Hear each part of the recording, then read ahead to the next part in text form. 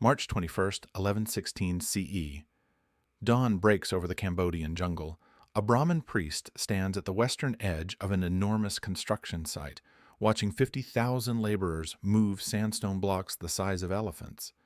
His hands grip a rope, 43.45 centimeters per cubit, measured with precision that would shame modern engineers. Around him, architects use these ropes to mark distances that mean nothing to the workers but everything to the cosmos. They're counting. Not bricks, not days, years. The priest traces the rope 189 cubits east to west, then 176.37 cubits north to south. His lips move in silent calculation. 189 plus 176.37 equals 365.37, the number of days in a solar year carved into the foundation of a building that won't be finished for 3 more decades. But here's what makes your skin prickle. These aren't round numbers chosen for convenience. That asymmetry, 189 versus 176, mirrors something the workers can't see. The sun moves faster through autumn and winter than through spring and summer. Ancient astronomers knew this. They measured it. They counted 186 days from spring equinox to fall and only 179 days returning. The Earth's elliptical orbit creates this imbalance, and these architects are encoding that knowledge into every measurement of the world's largest religious monument. Walk to the moat's edge. It stretches 190 meters wide, over 5 kilometers in circumference. The water is perfectly still. In it, you see the temple's 5 towers reflected, creating a double image, earth and heaven locked in liquid symmetry. But this isn't decoration. This is a cosmic diagram. Those 5 towers represent the 5 peaks of Mount Meru, the center of the Hindu universe. The moat is the cosmic ocean. The galleries are the mountain ranges. You're not looking at a temple. You're looking at creation itself, measured in rope and stone. King Suryavarman II, his name means protected by the sun, commissioned this impossibility. He wants to build heaven on earth, a place so precisely aligned with the cosmos that during the equinoxes, the sun will rise directly over the central tower, crowning it with fire. A temple that breathes with the universe. But how do you build the cosmos? How do you take the movements of sun, moon, and planets, cycles that last months, years, decades, and freeze them in architecture? How do you convince 50,000 men to haul blocks from quarries 25 miles away, floating them down rivers on barges, lifting them with elephants and human sweat, for a design so intricate that errors of half a degree would ruin alignments meant to last 1,000 years? How do you encode time itself in stone? And the darkest question, the one that haunts the smoke from the workers' fires: what kind of king demands his people build eternity while he wages wars that will kill him before he sees it finished? Before we continue this journey into the hidden cosmos of Angkor Wat, if you find value in uncovering these forgotten corners of history, consider hitting that like button. It helps others discover these stories. And subscribe to join us as we explore the moments that shaped our world, told not as dry facts, but as the human dramas they truly were. Now, let me tell you where this story begins. Cambodia in the early 12th century is a landscape of contrasts. Flooded rice paddies that feed 1 million mouths, dense jungle that swallows temples in a generation, and rivers that connect the Khmer Empire to the world. The Tonle Sap Lake, the largest freshwater lake in Southeast Asia, reverses its flow twice a year, flooding fields with nutrient-rich silt. This hydrological miracle makes Cambodia the rice bowl of the region.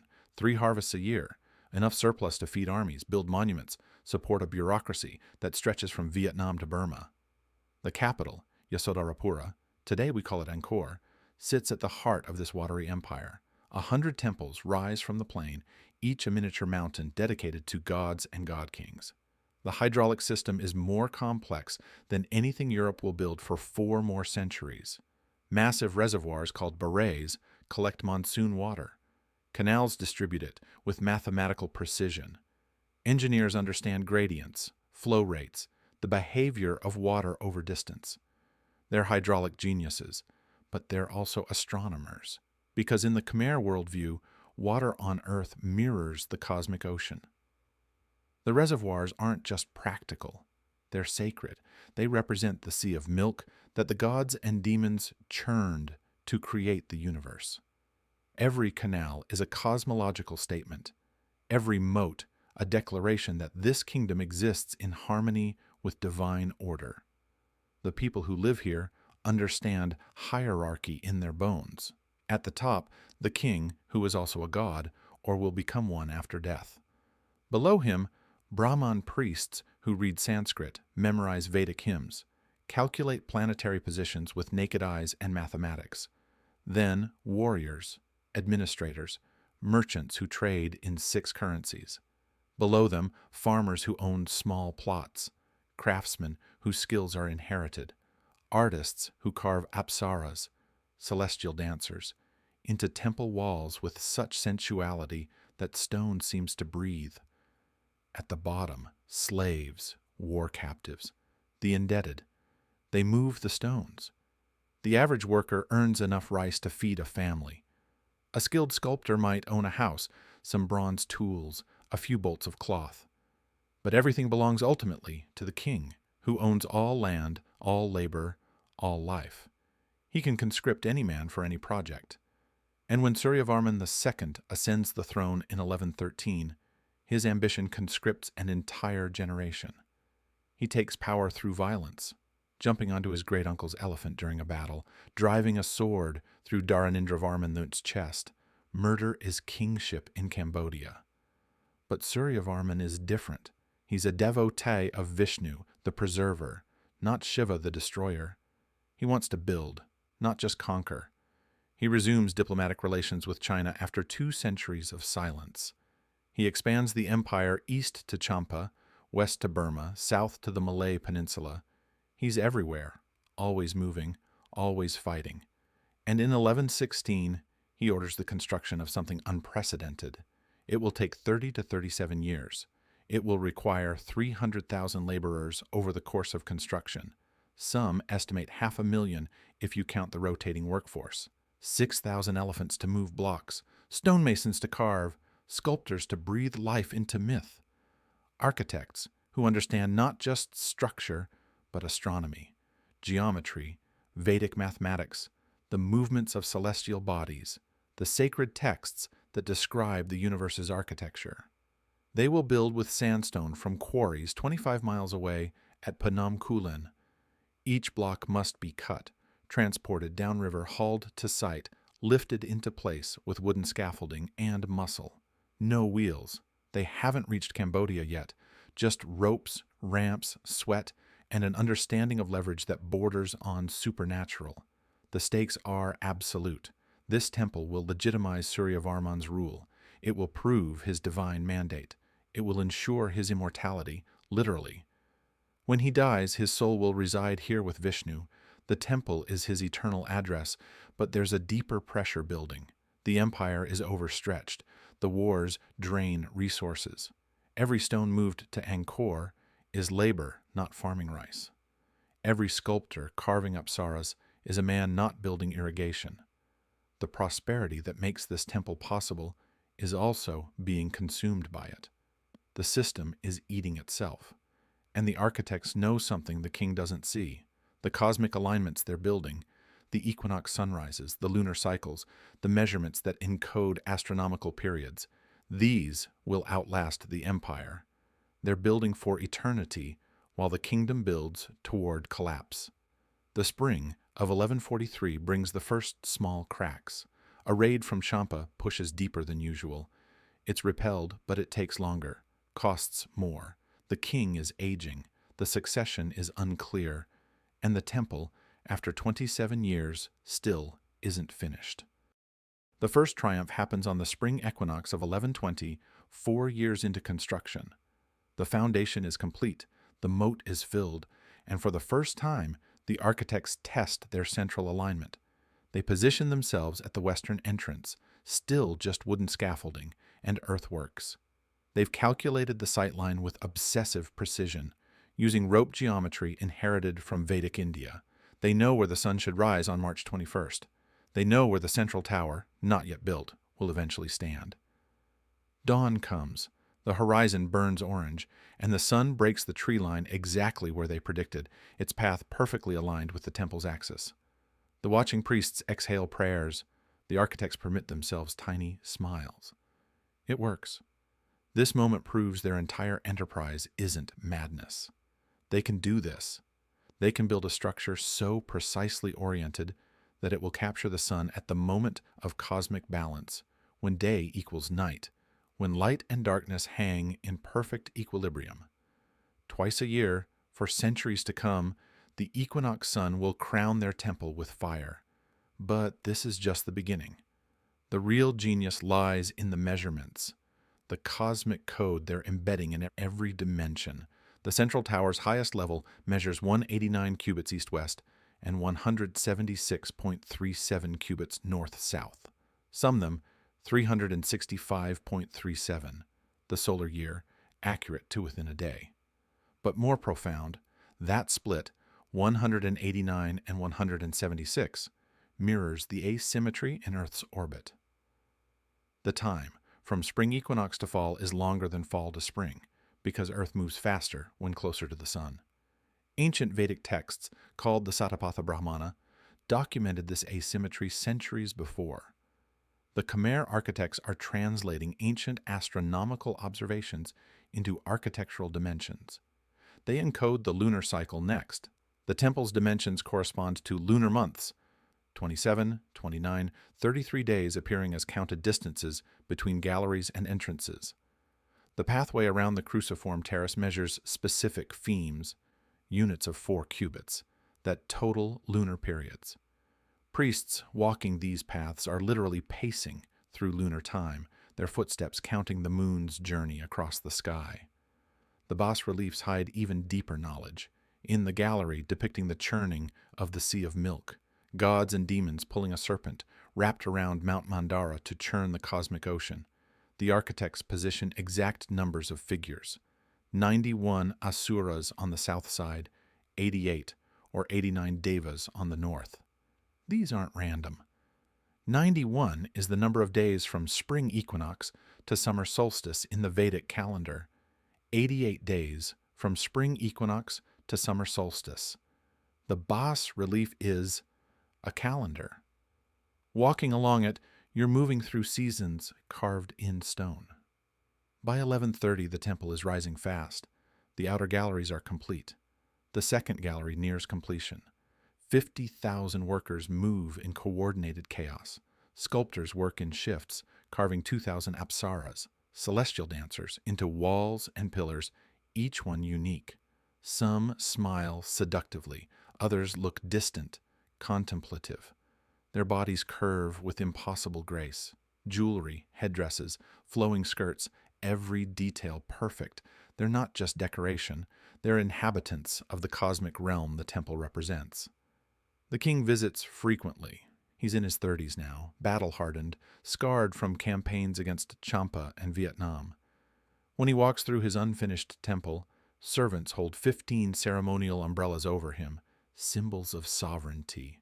Brahmin priests chant, musicians play drums and gongs. The procession is theater, power made visible. He stands in the central courtyard, looking up at the towers under construction. Wooden scaffolding hides the stone. Workers swarm like ants. He imagines it finished, the 5 lotus bud towers reaching skyward, their peaks representing the 5 mountains of Meru. He imagines his death, his soul ascending to reside here with Vishnu. He imagines pilgrims from across Asia traveling to stand where he stands now, to witness the place where earth and heaven meet. But the king doesn't see what the head architect sees. The older man, gray-haired, eyes permanently squinted from years of staring at sun angles, knows the math. They're behind schedule. The king wants completion within his lifetime, but the sculptural work alone will take another 15 years at current pace. And the king's wars are bleeding resources. Fewer workers arrive each season. The stones take longer to transport because fewer elephants are available. More are needed for military campaigns. The architect makes a calculated decision. They'll finish the superstructure. The towers, the galleries, the main alignments. The detailed sculptural work in the upper levels can wait. They need the astronomy perfect. The art can be incomplete. Heaven won't wait for aesthetics. By 1145, Angkor Wat dominates the landscape. The 5 towers are complete. The equinox alignment is flawless. The moat reflects the temple like a mirror. From the western approach, visitors cross a bridge 200 meters long, flanked by Naga serpents, cosmic guardians. They pass through the outer wall into the first gallery, where bas-reliefs tell stories from the Ramayana, the Mahabharata, the churning of the Sea of Milk. They ascend through the second gallery, the third, each level smaller, more sacred, more restricted. Only the elite reach the upper terraces. At the summit, in the central tower, the holiest sanctuary holds a statue of Vishnu. 4 faces gaze in cardinal directions. The god sees everywhere, encompasses all, and the architecture ensures that twice a year, at the equinoxes, the rising sun floods this chamber with light, transforming stone into living divinity. It is the greatest architectural achievement of mainland Southeast Asia, perhaps of the world. A temple that is also an observatory, a calendar, a cosmological diagram, a gateway between human and divine realms. But Suryavarman II never sees it completed. Stand at the western entrance at dawn, March 21st, 1147. The air is cool, humid, heavy with jungle scent. Mist rises from the moat. The temple is a dark silhouette against the paling sky. Around you, perhaps 50 people, Brahmin priests in white, the head architect now frail at 70, a handful of the king's advisors. Suryavarman himself is absent, leading yet another campaign in Champa. You've walked here in darkness, crossing the Naga Bridge, past the outer galleries where torchlight flickers on carved dancers. The chief priest has been murmuring mantras for an hour, preparing for this moment. The equinox isn't just astronomy, it's a hierophany, a manifestation of the sacred. The moment when the universe achieves balance. The eastern horizon begins to glow, orange, then pink, then brilliant gold. You can feel the collective held breath around you. They've witnessed equinoxes here before, but this year the central tower is finally complete. This is the first time the full vision will manifest. The sun's edge breaks the tree line, a sliver of molten light. It rises slowly, agonizingly, beautifully slow. The sliver becomes a semicircle, becomes a full orb. And as it climbs, perfectly centered behind the central tower's peak, the temple transforms. The 5 lotus bud towers catch the light. The central spire blazes. The stone seems to ignite. The reflection in the moat doubles the image. Temple above, temple below, sun crowning both. The world holds its breath. The chief priest's voice breaks the silence. Devaraja, God King. Heaven and earth united. The architecture has captured this moment, frozen it in stone. Every equinox for the next 1,000 years, the sun will repeat this exact choreography. The head architect weeps. He spent 31 years on this. His back is permanently bent from hunching over calculations. His hands shake with age. But he's succeeded. He's built the cosmos. Moonlight transforms Angkor Wat into something otherworldly. The white sandstone glows silver. The apsaras seem to move in the flickering shadows. A junior priest walks the second gallery, counting his steps. This is his training, to understand the temple through his body, to become one with its cosmic measurements. He's walked this path every full moon for 2 years.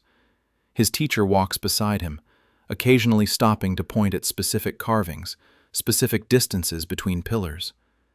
Count, the teacher says. 27 steps from this gateway to that niche. The number of days in a sidereal lunar month. The time for the moon to return to the same position against the stars. They continue. 29 paces from the niche to the next turning. A synodic month. New moon to new moon. The young priest's feet trace time. His body becomes the mechanism of a cosmic clock. They reach the cruciform terrace. The teacher stops, The circumambulation path measures in femes, units of 4 cubits. Walk it completely, counting. You'll find the measurements encode the moon's nodal period, 18.6 years, the time for the moon's orbit to complete its wobble against the ecliptic. The young priest walks. He counts. He feels the stone beneath his feet, connecting him to cycles that dwarf his life. His teacher is 60. The king who built this temple will likely die this year. But the moon will return to this exact position in the sky, and the temple's measurements will still describe its path, long after both teacher and student are dust. Astronomy isn't separate from religion here. It's the same thing. To know the cosmos is to know the gods. To build according to cosmic law is to participate in creation itself. The message reaches Angkor in the monsoon season. King Suryavarman II is dead. Killed in battle in Champa, his body lost. No funeral, no proper rites.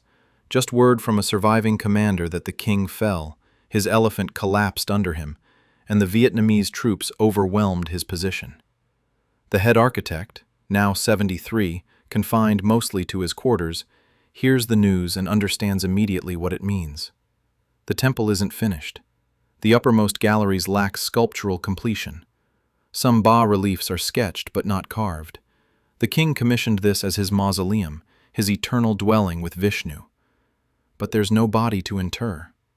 And without the king's authority and resources, construction will slow, maybe stop. He calls his senior assistants. They spread plans across the floor, palm leaf manuscripts covered in geometric diagrams, measurements, astronomical calculations. Finish the alignments, he orders, the equinox sightlines, the solstice markers, the lunar observation points. The art can wait, the cosmos cannot. Over the next months, they complete what matters. They verify every major alignment. They adjust a few sightlines that were slightly off. They ensure the temple functions as an observatory. But they also understand something profound and terrible. The temple is complete in its essence, but will forever remain unfinished in detail. It's like the cosmos itself, perfect in structure, endless in elaboration. Maybe that's appropriate. Maybe a temple that tries to contain infinity should itself remain infinite, never quite complete, always reaching. In the central sanctuary, they place the final statue of Vishnu, 4 faces looking in cardinal directions. The god's eyes are open. He sees everything, past, present, future. He sees the empire at its peak. He sees its coming collapse. He sees pilgrims centuries from now trying to understand what this place means. The workers disperse. 50,000 men return to their villages, their farms, their ordinary lives. They've built eternity. Now they go back to harvesting rice. The first crack isn't visible from Angkor. It happens in 1177, 27 years after Suryavarman II's death. The Cham fleet, traditional enemies supposedly subdued, sails up the Mekong River and into Tonle Sap Lake. No one expects a naval invasion. The empire's defenses face outward, toward land borders. The water is supposed to be Cambodia's strength, its highway, its life source. It becomes the invasion route. The Chams attack at night. They burn, they kill, they sack Angkor. King Tribhuvanadityavarman dies fighting. The city burns. Temples are looted. The carefully maintained hydraulic system, canals, reservoirs, distribution networks, is damaged. Not destroyed, but neglected. Small breaks in canal walls. Silt accumulating. The precision that made Cambodia rich begins to erode. Angkor Wat survives because of its sacred status and its peripheral location. The Chams don't burn it, but they kill monks. They steal bronze statues. They demonstrate that the empire is vulnerable in ways no one imagined. Jayavarman VII restores order, drives out the Chams, rebuilds the capital, but he's Buddhist, not Hindu.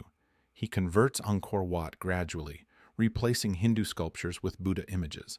The cosmic Hindu symbolism becomes overlaid with Buddhist interpretations. The temple adapts, survives, but its original meaning begins to blur.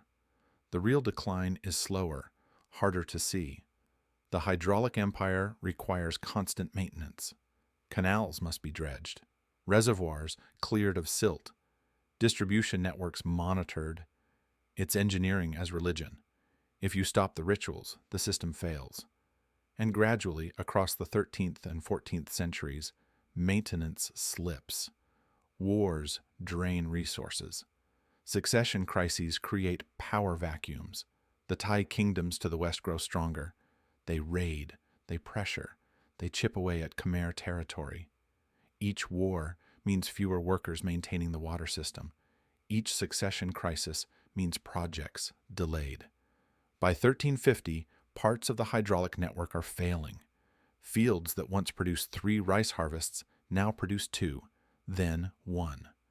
The population that fed the empire's grandeur starts to shrink. People move away from the capital, seeking better farmland. Angkor slowly empties. The temples remain. Stone doesn't need feeding, but the people who understood their cosmic symbolism die without passing on complete knowledge.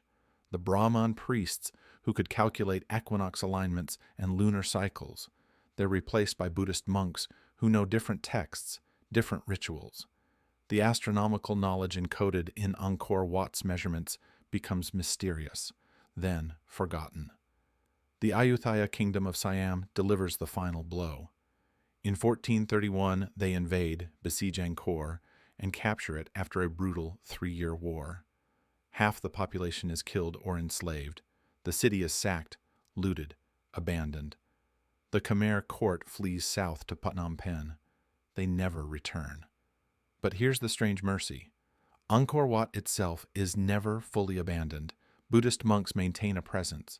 They don't understand the astronomical alignments. They don't know the bas-reliefs encode a calendar. They don't realize the measurements contain Vedic mathematical knowledge. But they pray. They maintain the core sanctuary. They keep the temple alive. The jungle grows. Vines split stones. Trees root in courtyards. Rain erodes carvings. But twice a year, on the equinoxes, the sun still rises perfectly aligned with the central tower. The cosmic clockwork continues. The temple fulfills its astronomical function even as human understanding fades. When French naturalist Henri Mouhot discovers Angkor Wat in 1860, he finds a functioning Buddhist monastery inside a Hindu cosmic temple overgrown by jungle. The monks can't explain most of what they're living in. They know it's sacred. They know the sun does something special during certain times of year. But the deeper meaning, the astronomical code, the Vedic mathematics, the cosmological diagram, that knowledge is gone. Mouhot's published journals bring Angkor Wat to European attention. Archaeologists, architects, historians descend. They measure, photograph, excavate. Slowly, painstakingly, they begin to decode what the Khmer architects built. In 1976, 3 researchers, Robert Stenzel, Fred Gifford, and Eleanor Manica, publish a groundbreaking paper in Science magazine. They identify 22 astronomical alignments within Angkor Wat, equinox and solstice observations, sightlines to distant temples and hills. The temple isn't just symbolically cosmic. It functioned as a practical observatory. Monica spends 20 years measuring every dimension of Angkor Wat with obsessive precision. She discovers the encoded numbers, the 365.37 cubit sum representing the solar year, the lunar cycles embedded in walking paths, the bas-reliefs functioning as calendars. She proves what seemed impossible. The Khmer architects translated time itself into stone. The temples weren't just houses for gods. They were instruments for measuring the cosmos, for connecting human time to celestial cycles, for ensuring that earthly rituals synchronized with heavenly movements. Today, the spring and autumn equinoxes at Angkor Wat attract thousands of tourists. They gather at dawn at the western entrance, cameras ready, watching for the moment when the sun crowns the central tower. Most don't understand they're witnessing the culmination of calculations made 900 years ago by architects using rope geometry and naked-eye astronomy. They just know it's beautiful and sacred and somehow profoundly right. The Cambodian flag features Angkor Wat. It's the only national flag in the world to feature a building. The temple represents Cambodian identity, resilience, heritage, through colonialism, through the Khmer Rouge genocide, through civil war and devastation. Angkor Wat endured. The temple that encoded the cosmos also encoded the soul of a people. The genius of Angkor Wat lies in its fusion of opposites, practical and mystical, scientific and religious. The architects wouldn't understand our modern separation of these categories. For them, measuring the solar year was worship. Encoding lunar cycles was devotion. Building perfect alignments was prayer made stone. This teaches us something uncomfortable. Knowledge can be lost. The Khmer civilization reached heights of astronomical sophistication that took centuries to rebuild. Then it collapsed. For 400 years, no one understood what Angkor Wat truly was, but the temple remembered. The alignments still worked. Stone kept better records than manuscripts or memories. Perhaps that's the real message. We are temporary. Our empires rise and fall. But if we build truly, if we align our creations with truths larger than ourselves, they outlive us. They speak across centuries to people who have forgotten the language but can still hear the song. Stand at Angkor Wat during the equinox. Watch the sun crown the central tower. The architects who began it are dust. The empire is gone. The religion has transformed beyond recognition. But the mathematics remain. The temple still captures the equinox sun exactly as designed. The cosmos still speaks through the stones. We don't build for eternity. But sometimes when we align ourselves with the universe's deep patterns, we create something that participates in eternity, something that transcends our lifespan, our civilization, our understanding. Walk its galleries at dawn, stand at the western entrance on March 21st, and watch the sun rise exactly where architects calculated it would 9 centuries ago. You're standing in a cosmic clock. You're touching mathematics made sacred. This is the Khmer legacy. Precision can be spiritual, measurement can be devotion, understanding the heavens is prayer. And when we build with both knowledge and reverence, we create temples that outlast empires and remind future generations that once humans knew how to build heaven on earth. The stones remember, the sun keeps its appointment, and twice a year, Angkor Wat blazes with fire from the sky, exactly as intended.